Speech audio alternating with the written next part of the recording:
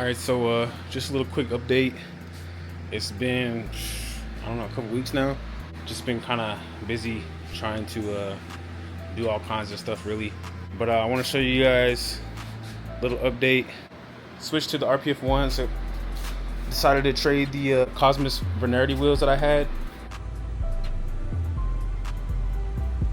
The 3-piece wheels, decided to trade those for these. No one was really interested in those wheels for some reason. The reason really is just because they're not really like common wheels. A lot of people don't really know about them or know that these wheels even exist. For some reason, they really weren't popular in the market. So yeah, I couldn't really find anybody who was interested in even buying them or even trading them for something else. But eventually, I did find somebody who was interested in trading. So decided to put the RPF 1s on so I can get ready to drift. Hopefully I'm able to drift this season, at least out here in Arizona. You know, I got some things going on. Plan on making a move here soon. We'll see. But yeah, got the wheels on there. 245 40s. They look pretty solid. Other than that, just kind of, I got some different tires for the front. Those are with 235 40, no, 235 35s for the 17s. So make these fronts look pretty aggressive. Had to do some cutting on the over fenders. I may have to raise it a little bit more, but looks pretty sick. That's about it as far as any updates on the outside of the car. Now for the inside, since I got the engine harness tucked under the dash here, don't really have a good spot to put the ECU and my power terminal. Here's the fuses right here. Kind of a sloppy job, but you know, decided to try to figure out if I can make this work without having to do any fabrication.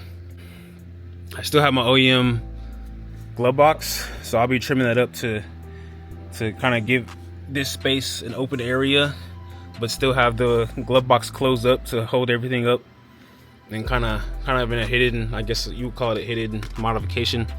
So I'll be doing that right now. Let me go ahead and get set up over on my cutting table over here, and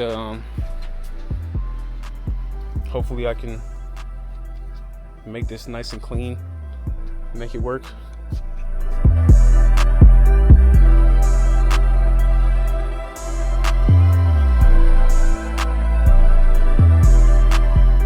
Just yeah, cut through the whole glove box on the back side, but kept the sides so you can, you know, stop it from coming down all the way. As of right now, I can't really close it, mainly because I got everything in there.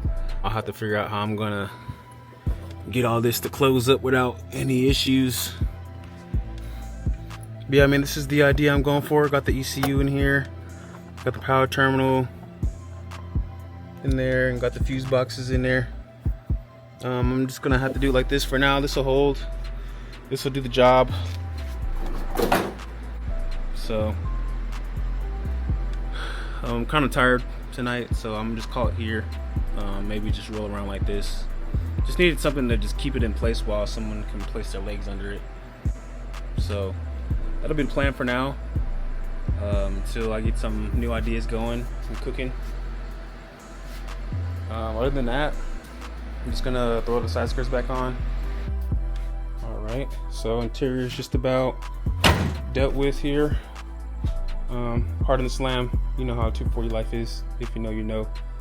But yeah, got the glove box back in, trimmed it up, basically holding up the ECU and the power terminal there. Got the side skirts on. Still got a whole week to go. Today is Monday, October 1st is tomorrow, so I will see y'all later. Peace.